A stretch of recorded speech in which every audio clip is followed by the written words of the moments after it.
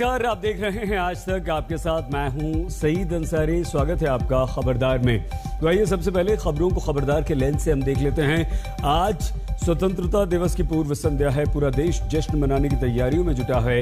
हमारे और आपके लिए 15 अगस्त और 26 जनवरी जैसे दिन अपनी देशभक्ति का प्रदर्शन करने के मौके होते हैं, लेकिन हमारे देश के सैनिक बॉर्डर पर साल के 365 दिन अपनी देशभक्ति का परिचय देते हैं। तो आज हम आपको ऐसे ही सैनिकों से मिलवाएंगे जो धारा 370 से आजाद हो चुके जम्मू कश्मीर को आतंकवाद से आजादी का विश्वास दिला रहे हैं। लेकिन क्या आप ये जानते हैं कि हमारे देश ने इस आजादी की खातिर कितनी बड़ी कीमत चुकाई है? वो कीमत है विभाजन, जिसके कारण 1.5 करोड़ लोगों को अपना घर, रिश्ते, नाते, देश छोड़कर विस्थापित होना पड़ा। तो आज विभाजन की उस त्रासदी की भी वर्षगांठ है। आज पीएम मोदी ने विभाजन की उस विभीषिका का स्मृति दिवस मनाने का ऐलान किया है और आज हम आपको बंटवारे के उस दर्द को बयां करने वाली दुर्लभ तस्वीरें भी दिखाएंगे। देखिए कैसी विडंबना है कि भारत आजादी की 75वीं वर्षगांठ मना रहा है और अफगानिस्तान एक बार फिर से तालिबान का गुलाम बन रहा है। अफगानिस्तान में अब किसी भी समय अशरफ गनी की सरकार गिर जाएगी, तालिबान की सत्ता अपना सर उठा लेगी। काबुल के दरवाजे तक पहुंच चुके तालिबान के कदमों की आहट से अफगानिस्तान डरा सहमा हुआ है। ये भी हम आपको दिखाएंगे, बताएंगे। देश के 75वें स्वतंत्रता दिवस की शुभ घड़ी आने का काउंटडाउन शुरू हो चुका है। स्वतंत्रता के उल्लास को देश अमृत महोत्सव के जरिए मार्च से ही मनाना शुरू कर चुका है। लेकिन जब देश अपनी आजादी को याद कर रहा है, तब खबरदार में आज हम सबसे पहले आजादी के अमृत महोत्सव के 4 दुश्मनों को आपको दिखाएंगे। ये चारों दुश्मन जैश ए मोहम्मद के वो संदिग्ध आतंकवादी हैं जिन्हें जम्मू कश्मीर पुलिस ने गिरफ्तार किया। इनके इरादे बेहद खतरनाक थे। इनकी हिट लिस्ट का सबसे संवेदनशील टारगेट था अयोध्या का राम मंदिर। मंजूर उर्फ सैफुल्ला, इजहार खान उर्फ सोनू खान, तौसीफ अहमद शाह उर्फ शौकत और जहांगीर अहमद भट्ट।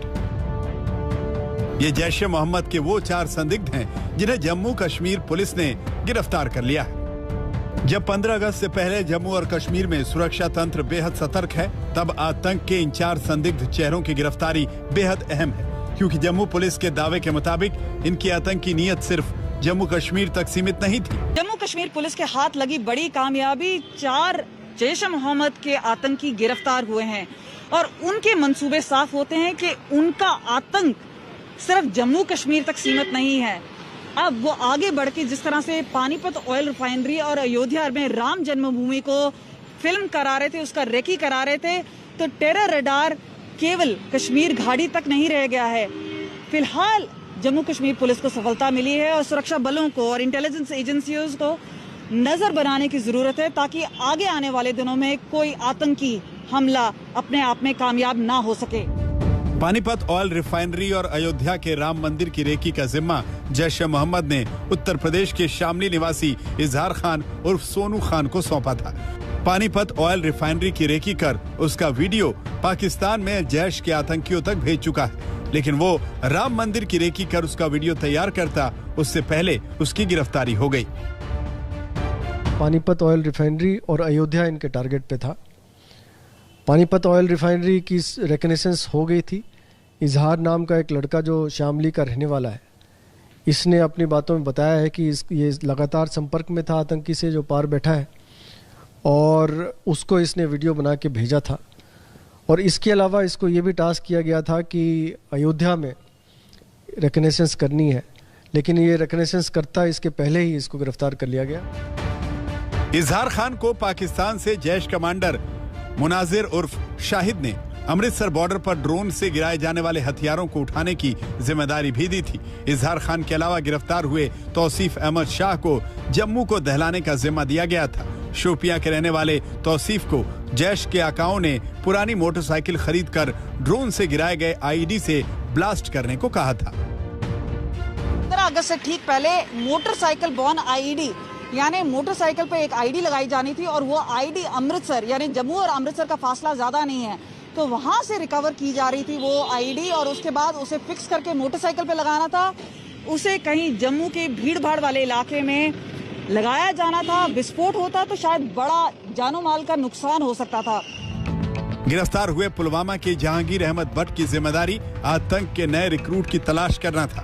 पेशे से फल विक्रेता जहांगीर जैश के कमांडर शाहिद से लगातार संपर्क में था। इजहार, तौसीफ और जहांगीर अहमद भट्ट से पहले जम्मू पुलिस की गिरफ्त में मुंतजिर मंजूर उर्फ सैफुल्लाह आया। सैफुल्लाह के ट्रक में कश्मीर घाटी तक आतंकवादियों के लिए हथियार पहुंचाए जाते थे। पुलिस ने सैफुल्लाह के पास से एक पिस्टल, एक मैगजीन, 2 चाइनीज हैंड ग्रेनेड और 8 राउंड लाइव विस्फोटक बरामद किया है। 4 जैश ए मोहम्मद के आतंकवादियों को जम्मू कश्मीर पुलिस ने गिरफ्तार किया है। इनमें से एक आतंकवादी जो है वो उत्तर प्रदेश के शामली इलाके से है। आतंकवादियों का मंसूबा था जम्मू शहर को दहलाना, एक आईडी ब्लास्ट करवाना और साथ ही में पानीपत में जो ऑयल रिफाइनरी है और अयोध्या में जो राम जन्मभूमि का मंदिर है उसको भी निशाना बनाने की एक बहुत बड़ी साजिश थी। लेकिन समय रहते ही आतंक की साजिश को जो है विफल कर दिया गया है और जम्मू कश्मीर पुलिस ने एक बहुत बड़ी आतंकी वारदात जो हो सकती थी उसको समय रहते ही रोक दिया। जम्मू से जैश के 4 आतंकियों की गिरफ्तारी उस दिन हुई है जिस दिन किश्तवाड़ में आतंकी विस्फोट की एक प्लानिंग को नाकाम किया गया है। दिल्ली से कमलजीत और जम्मू से सुनील जी भट्ट के साथ आज तक ब्यूरो।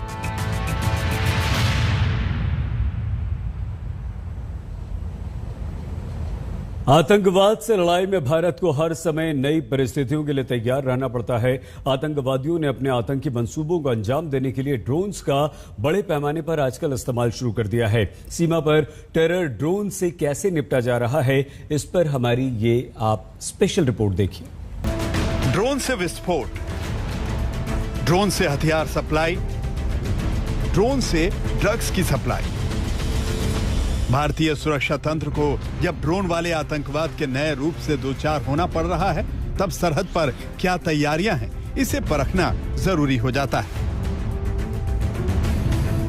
आज तक की टीम अखनूर के पल्लनवाला सेक्टर पर एलओसी के फॉरवर्ड पोस्ट तक पहुंची। इस फॉरवर्ड पोस्ट पर ड्रोन को मार गिराने के लिए एंटी ड्रोन राइफल सिस्टम को लगाया जा रहा है। यहाँ नियंत्रण रेखा पर भी कई बार जो है ड्रोन की हरकत देखी गई है और उसको काउंटर करने के लिए अब यहाँ पर एंटी ड्रोन जो है राइफल्स लगाई गई हैं। ये एक मॉडिफाइड वर्जन है। इसमें जो है 3 राइफल्स लगाई गई हैं और इसमें हर एक मैगजीन में, क्योंकि एक राइफल में जो ये मैगजीन है इसमें 20 गोलियां आती हैं, दूसरे में भी 20 और तीसरे में भी 20। और इसकी खास बात यह है कि अगर यहाँ पर कोई ड्रोन की हरकत देखी जाती है तो सिंगल कंट्रोल है। यहाँ पर ये जो ट्रिगर है इसको दबाने से ही तीनों जो राइफल है वहां से गोलियां बरसनी शुरू हो जाती है। भारतीय सेना के लिए एंटी ड्रोन राइफल सिस्टम सिर्फ एलओसी पर ही नहीं लगाए जा रहे, बल्कि अंतर्राष्ट्रीय बॉर्डर पर तैनात बीएसएफ भी आतंकियों के ड्रोन के खिलाफ अपने तरीके से लड़ रही है। बीएसएफ की एंटी ड्रोन टेक्नोलॉजी आपको दिखाएं उससे पहले अखनूर सेक्टर के पल्लनवाला में भारतीय सेना की आतंक विरोधी मुस्तैदी के कुछ और पहलुओं से रूबरू कराते हैं। पल्लनवाला में एलओसी की बाढ़ से कुछ दूरी पर मौजूद ये भारतीय सेना का वो अत्याधुनिक बंकर है जहां दुश्मन की हर गतिविधि पर नजर रखने की तकनीकी मौजूद है। इस समय मैं मौजूद हूं नियंत्रण रेखा के पास स्थित एक बंकर के अंदर और ये एक अत्याधुनिक बंकर है और अब भारतीय सेना जो है इन्हीं बंकर्स के अंदर जो है यहाँ पर तैनात होती है, बिल्कुल नियंत्रण रेखा के पास। और इसकी खास बात यह है यहाँ पर कि जो नियंत्रण रेखा है, जो कि आप वहाँ से देख सकते हैं, जो कांटेदार तार है, वहाँ पर सीसीटीवी कैमरास लगाए गए हैं और उसको मॉनिटर जो है यहाँ पर किया जाता है। मैं कैमरा पर्सन से कहूँगा कि वो आपको तस्वीरें दिखाएं। यहाँ पर एक स्क्रीन है, उस पर जो है उसको मॉनिटर किया जाता है। जो भी वहाँ पर हरकत होती है, जो फेंस है, उसको यहाँ पर मॉनिटर किया जाता है। तो ये अत्याधुनिक अब टेक्निक अपनाई जा रही है। तकनीक का सहारा अपनी जगह है, लेकिन एलओसी पर सैनिकों का साहस भारत की सबसे बड़ी ताकत है। एलओसी पर आतंकवादियों की ओर से बारूदी सुरंगें बिछाए जाने का खतरा हमेशा बरकरार रहता है, इसीलिए सेना हमेशा अलर्ट रहती है। इस समय हम मौजूद हैं नियंत्रण रेखा पर अखनूर के पल्लनवाला सेक्टर में और मेरे पीछे आप देख सकते हैं ये भारतीय सेना की जो है गश्ती पार्टी है, यहाँ पर पेट्रोलिंग इस समय चल रही है और 24 घंटे यहाँ पर निगरानी होती है नियंत्रण रेखा की, क्योंकि कभी भी जो है दुश्मन यहाँ पर दुस्साहस कर सकता है। आप देख सकते हैं कि यहाँ पर माइन डिटेक्टर्स का प्रयोग किया जा रहा है और अत्याधुनिक हथियार है भारतीय सेना के यहाँ पर जांबाज शूरवीरों के पास। स्निफर डॉग्स की भी यहाँ पर मदद ली जाती है ताकि ये पता लगाया जा सके कि कहीं यहाँ पर माइन तो नहीं है, यहाँ पर पाकिस्तान ने हथियार तो नहीं भेजे हैं। तो भारतीय सेना जो है पूरी तरह से यहाँ पर तैयार है दुश्मन जो कोई भी हिमाकत करता है उससे निपटने के लिए। चाहे एलओसी हो या अंतर्राष्ट्रीय बॉर्डर, पाकिस्तान की किसी भी हिमाकत को रोकने का दारोमदार हमारे सुरक्षा बलों पर है। एलओसी के पलनवाला सेक्टर में एंटी ड्रोन राइफल सिस्टम को आपने देखा, लेकिन सांबा सेक्टर में अंतर्राष्ट्रीय बॉर्डर पर मौजूद बीएसएफ ने नई तकनीक के आने का इंतजार किए बिना अपनी मशीन गन को कुछ इस तरह से 5 फीट के लोहे के खंभों पर फिट कर रखा है ताकि आसमान में संदिग्ध ड्रोन गतिविधि होते ही उस पर निशाना लगाया जा सके। 15 अगस्त से ठीक पहले पूरी तैयारी की है बीएसएफ ने। यहाँ पे ट्रेनिंग प्रोग्राम भी चल रहा है और साथ में आपको बता रहे हैं कि किस तरह से ये माउंटेड एलएमजी गन है जिसको स्टेबिलिटी देने के लिए एक लेजर पॉइंटेड एलएमजी यहाँ पर लगाई गई है। इसके फायदे ये हैं कि एकदम टारगेट पे ये लेजर जाता है और उसी पर गाइडेंस देता है कि गोली किस तरह से दागी जाएगी। फायदा इसमें सीधा सीधा ये है कि टाइम से जैसे ही आइडेंटिफाई होता है हम उसको बिना किसी टाइम के वेस्ट किए हुए इसको न्यूट्रलाइज किया जाएगा, जिससे कि अगर उनके कोई ऐसे मंसूबे हैं तो उनको नस्ते नाबूद किया जाएगा। शॉर्ट टाइम में अगर ट्रेनिंग अच्छी है तो उसका रिजल्ट भी बहुत अच्छा मिलेगा। कोई अत्याधुनिक तकनीक आने से पहले बीएसएफ ने अपना एंटी ड्रोन सिस्टम तैयार कर लिया है। इसी के साथ बीएसएफ ने अपने हर जवान को ड्रोन के खतरे से निपटने के गुर सिखाने भी शुरू कर दिए हैं। पीछे जो आप मेरे देख सकते हैं एक स्लाइड है जहां पे ड्रोन्स के बारे में बताया जा रहा है। हम उसी जगह पर मौजूद हैं जहां पे 15 अगस्त से पहले पूरी तैयारी पर बीएसएफ जुटी है। हमारे साथ बीओपी के कमांडर हैं, उन्हीं से सीधा बात करते हैं। सर, इस तरह का जो ट्रेनिंग प्रोग्राम है इसमें बीएसएफ पर्सनल को क्या बताया जा रहा है? आज जैसा कि सभी को पता है कि अभी एंटी ड्रोन टेक्नोलॉजी के ऊपर इतना वो नहीं हो पाया है, तो इसके लिए हमने मैनुअली कुछ इम्प्रोवाइज्ड तरीके से एक लेजर लाइट को लेके अटैचमेंट के रूप में गन के साथ में लगा के डायरेक्ट हम उसको लगाकर हिट करेंगे तो वो 100% है कि वो ड्रोन नीचे आएगा और उसको डिस्ट्रॉय किया जाएगा। तो इसी के उपलक्ष्य में ये सब चीजें बताई जा रही हैं, बार बार रिहर्स किया जाता है कि किसी भी प्रकार की अगर दुश्मन की कोई भी ऐसी गतिविधि होगी ड्रोन के द्वारा तो उसको कैसे आसानी से पहचान। बीएसएफ जहां अपने जवानों को संदिग्ध ड्रोन्स की चुनौती का मुकाबला करने के लिए तैयार कर रहा है, वहीं सरहदी इलाकों के गांव वालों को भी बीएसएफ ने ड्रोन गतिविधियों को लेकर अलर्ट किया है। बीएसएफ के पोस्ट भी हैं, आप लोग बॉर्डर के इलाके में रहते हैं, कभी आप लोगों ने खुद ड्रोन देखा है और जब देखते हैं या सुनते हैं क्या क्या पहला प्रतिक्रिया होता है? हम बॉर्डर पे जो रहने वाले लोग हैं हमें तो बीएसएफ के साथ तालमेल हमेशा रहता है। कभी किसी किस्म की भी कोई हरकत होने की संभावना होती है, ये हमें पूरे तालमेल के साथ बताते हैं। तो ड्रोन के बारे में हमारा जो इंडियन साइड का जो ड्रोन था वो तो हमने देखा है, लेकिन दूसरी जो पाकिस्तान साइड से ड्रोन आता है उसकी आवाज सुनी जाती है या उसकी जो लाइट है वो देखी जा सकती है। तो ये महसूस करते हैं कि रात को जो ड्रोन उड़ रहा है तो हो सकता है पाकिस्तान का ही है। तो जैसे जैसे अभी कुछ हमारे एरिया में ऐसी एक्टिविटीज हुई हैं कि जिससे ये पता चला कि कुछ वेपन लेकर के जो ड्रोन है वो यहाँ कैरी कर रहा है, तो उसके लिए अभी हमें अवेयर कर दिया गया है कि कहीं भी इस तरीके की कोई हरकत मिलती है तो हमारा कंटेक्टर जो है आपको एकदम इत्तला करना है। ये सब आमने सामने की लड़ाई में भारतीय सैन्य बलों के सामने फिसड्डी साबित हुए पाकिस्तानी फौजियों और आतंकियों ने ड्रोन के जरिए आतंकवाद के अपने मंसूबों को आगे बढ़ाने की कोशिश की है, लेकिन इस नई परिस्थिति का भी सामना भारत के जांबाज हौसलों के साथ कर रहे हैं। सांबा सेक्टर से कमलजीत और अखनूर सेक्टर से सुनील जी भट्ट के साथ आज तक ब्यूरो। हमारे सुरक्षा बल जम्मू कश्मीर की सुरक्षा वाली हर चुनौती का मुकाबला करने में पूरी तरह से सक्षम है, लेकिन कश्मीर में शांति के लिए जरूरी है कि वहां के माहौल में बदलाव आए। आर्टिकल 370 के खात्मे से पहले कुछ कश्मीरी नेताओं ने डींगे हाँकी थी कि अगर आर्टिकल 370 हटा तो कश्मीर में तिरंगे को उठाने वाला कोई नहीं होगा, लेकिन आजादी की 75वीं वर्षगांठ के अवसर पर श्रीनगर का लाल चौक कैसे तिरंगे में रंगा है, इसे हमारी सहयोगी चित्रा की रिपोर्ट से आप समझिए। ढलती हुई शाम श्रीनगर के लाल चौक को और खास बना रही है। मेरे पीछे की जिस तरह की तस्वीरें आप देख पा रहे हैं, यही वो लाल चौक है जहां पर तिरंगे के रंग को देखना एक वक्त नामुमकिन सा लगता था, लेकिन वही मुमकिन ये तस्वीरें और मुस्कुराता हुआ ये रंग जो हर हिंदुस्तानी को गर्व करने का मौका दे रहा है। यकीनन इसी लाल चौक पर 15 अगस्त को झंडा फहराने की भी तैयारी है। कई कार्यक्रम होने हैं और जैसा कि आसपास मैं आपको दिखाना चाहूंगी कि यहाँ पर आसपास इस हिस्से को किस तरह से लाइट से सजाया गया है। दूर दूर से लोग यहाँ पर आ रहे हैं ताकि वो अपनी तस्वीरें क्लिक कर पाए। एक बार फिर से वो तस्वीरें आपके सामने रखेंगे जो जोश और जुनून से हर हिंदुस्तानी को भर देती हैं। आपको बता दें, यही वो लाल चौक है जिसका नाम एक सिख नेता बुद्धिजीवी बीपीएल बेदी ने मॉस्को के मशहूर रेड स्क्वायर के नाम पर रखा था। लेकिन बरसों बरस इंतजार इस बात का किया जाता रहा कि क्या एक वक्त ऐसा आएगा जब यहां पर तिरंगा फहराएगा।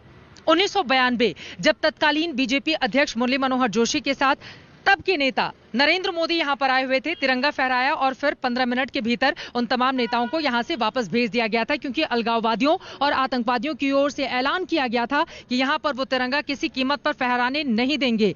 लेकिन अब जन्नत की हकीकत बदल रही है। अनुच्छेद 370 खत्म होने के 2 साल पूरे हो चुके हैं। उसके बाद धीरे धीरे यहाँ की जिंदगी पटरी पर आती हुई और नया कश्मीर तेज रफ्तार से आगे की ओर बढ़ता हुआ और उसी नए तस्वीर की बानगी, उसकी पूरी कहानी इस लाल चौक के जरिए आप देख रहे हैं। कल यहाँ पर बड़ी तैयारी है। लाल चौक पर तिरंगा फहराया जाएगा। श्रीनगर के हरी पर्वत पर 100 मीटर ऊंचा झंडा लहराता हुआ दिखाई देगा और ये इतिहास में पहली बार होगा। इतिहास का साक्षी बनिए इन्हीं जश्न की तस्वीरों के साथ। कैमरा पर्सन पवन के साथ चित्रा त्रिपाठी, लाल चौक, श्रीनगर, आज तक।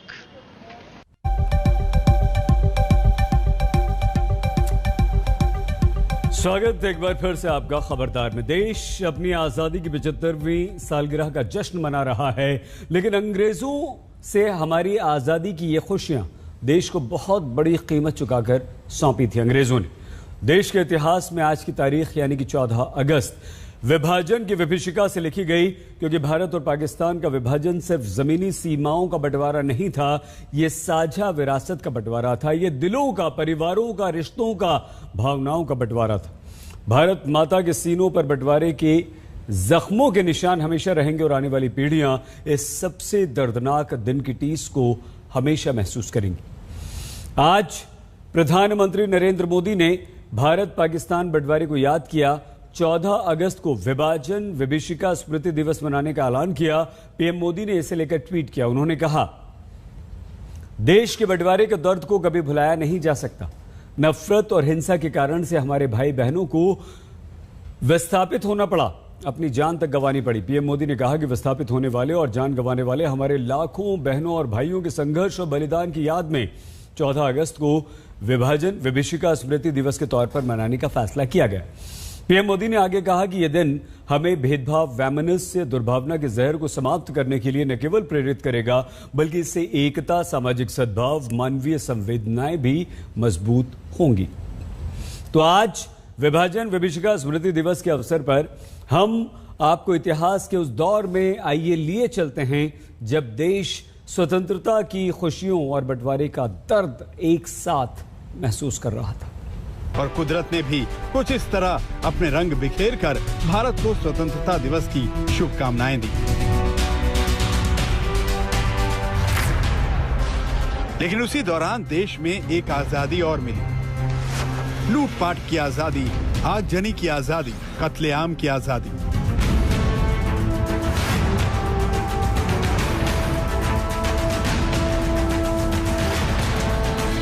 और फिर शुरू हुआ दुनिया का सबसे बड़ा इंसानी पलायन। के आधार पर हुए बंटवारे से करोड़ों लोगों को अपने घर, गांव और देश से बेदखल होना पड़ा। करोड़ों लोगों ने आजादी की बहुत बड़ी कीमत चुकाई है। इनकी जो तस्वीरें मौजूद हैं, उसमें बंटवारे की त्रासदी का 1% भी अंदाजा नहीं लगाया जा सकता।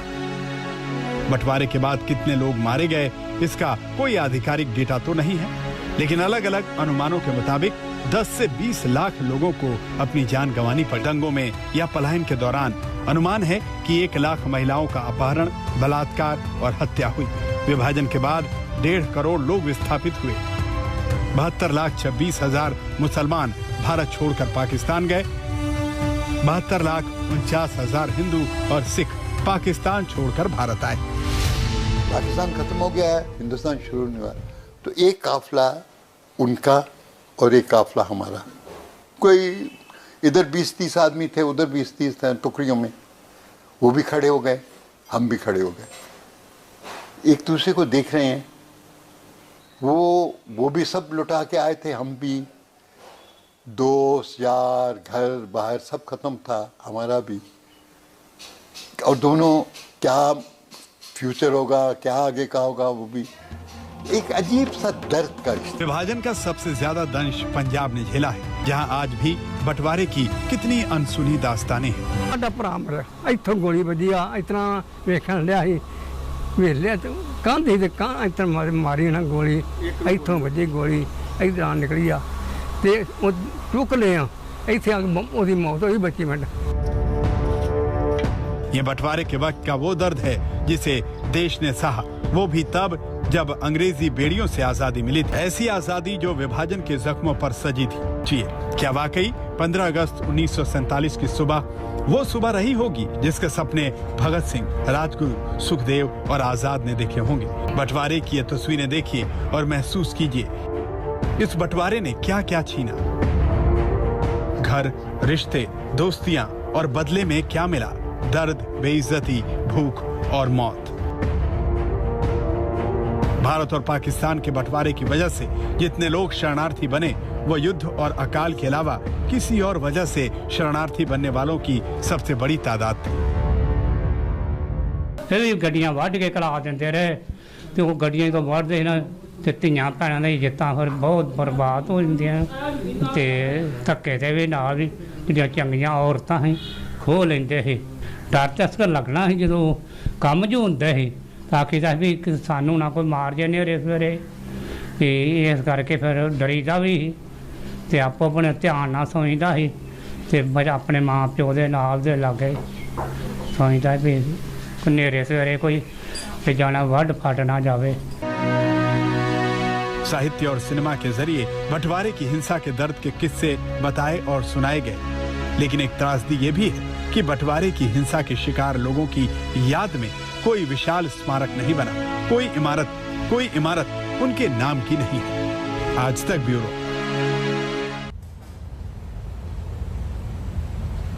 भारत के लोगों से आजादी की जो कीमत अंग्रेजों ने वसूली, उसे करोड़ों भारतीयों ने अपनी जान देकर चुकाया है।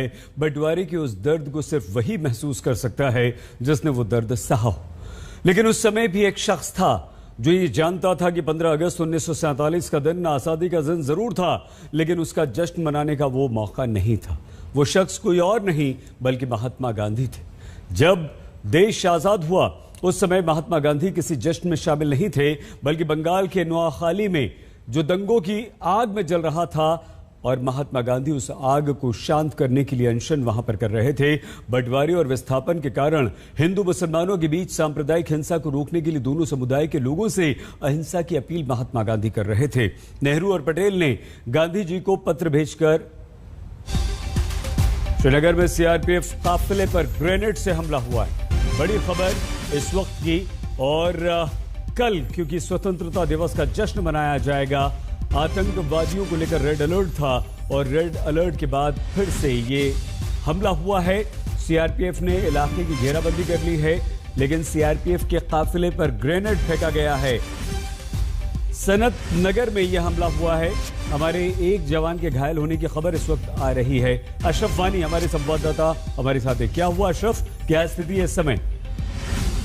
सही, जैसे आपने कहा कि काफी चौकसी बढ़ा दी गई थी पूरे श्रीनगर शहर में पिछले 2 दिन से, इस तरह की आशंका को देखते हुए कि जो आतंकी संगठन है वो कोई भी आतंकी वारदात अंजाम दे सकते हैं। उस बीच इस कड़ी सुरक्षा के बीच श्रीनगर के सनत नगर इलाके में सीआरपीएफ की एक पोस्ट है जिस पर यह ग्रेनेड फेंका गया, उसमें सीआरपीएफ का एक जवान घायल हुआ है। पहले ही काफी सुरक्षा जो है श्रीनगर में है और आसपास के इलाकों में है। इस बीच पूरे इलाके की घेराबंदी कर दी गई है ताकि हमलावरों की तलाश जो है वो वहां पर की जाए। बहुत धन्यवाद अशरफ। श्रीनगर में सीआरपीएफ काफिले पर हमला हुआ, जानकारी दे रहे थे हमारे संवाददाता अशरफ वानी। और यह हमला ऐसे समय पर हुआ है जब कल हम 15 अगस्त का जश्न मनाएंगे, स्वतंत्रता दिवस है हमारा, और श्रीनगर में भी झंडा वंदन होगा। क्या अभी ये आतंकवादियों को पकड़ने के लिए जो घेराबंदी की गई है वहां से कोई खबर आई है अशरफ?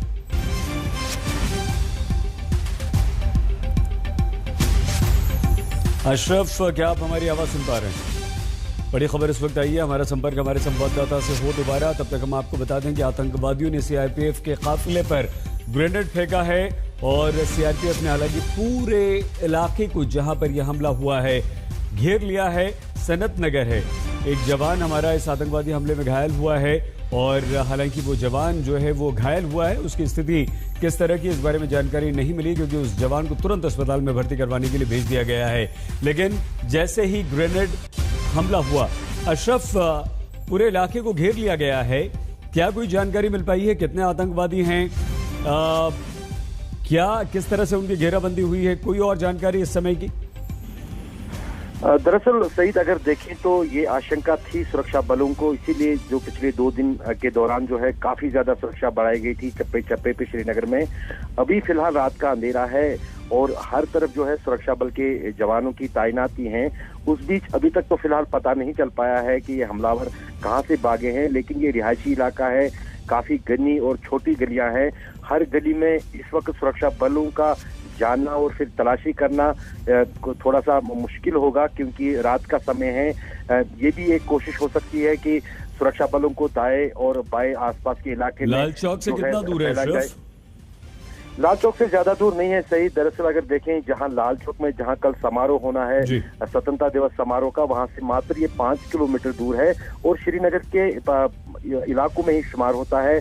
पोश इलाका है श्रीनगर का और आसपास काफी सुरक्षा के जो है बटालियन हैं, चाहे सीआरपीएफ के हो या पुलिस का थाना हो। लेकिन उस बीच भी कहीं ना कहीं जो है साफ ये दर्शाता है कि किस तरह से बौखलाए हैं आतंकी संगठन और लगातार जो पिछले 3 दिन से एक के बाद एक जो है इतनी कड़ी सुरक्षा के बावजूद भी जो है हमले अंजाम दे रहे हैं। क्योंकि लाल चौक से सिर्फ 5 किलोमीटर दूर है इसलिए और गंभीर है ये।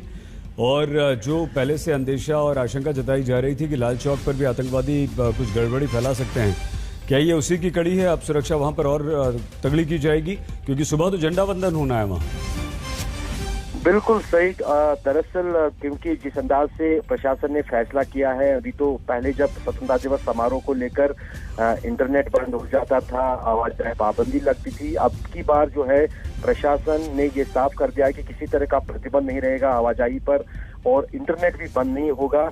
और उस बीच पुलिस और सुरक्षा एजेंसियों को इस तरह की आशंकाएं थी कि इस तरह की वारदातें हो सकती हैं। लेकिन जब जो मेरी पुलिस के इंस्पेक्टर जनरल से बात हुई है उनका ये कहना था कि इस तरह की वारदातें श्रीनगर के बैरूनी इलाकों में साफ जो है आतंकी संगठनों की बौखलाहट दिखाता है। क्योंकि ठीक है अशरफ, आप नजर बनाए रखिए और जानकारी हासिल कीजिए। हम दोबारा तुरंत आपके पास लौटते हैं, आपसे और जानकारी इस पर हासिल करेंगे। लेकिन गंभीर खबर आ रही है, स्वतंत्रता दिवस की पूर्व संध्या पर ये आतंकवादियों ने सीआरपीएफ के काफिले पर ग्रेनेड फेंककर एक हमला किया, लेकिन पूरे इलाके को घेर लिया गया है। हर जानकारी सबसे पहले आज तक पर हम आपको बात अफगानिस्तान की जो 20 वर्षों बाद एक बार फिर से गुलामी की जंजीरों में जकड़ चुका है। ये जंजीरें हैं उस खूंखार तालिबान की जो अब किसी भी समय काबुल पर कब्जा कर लेगा। ये एक बार फिर से तालिबान की गुलामी में जाते अफगानिस्तान की बदकिस्मती है कि अब किसी भी पल तालिबान के कदम काबुल की जमीन पर और हाथ अफगान सरकार के गिरबान तक पहुंच सकते हैं।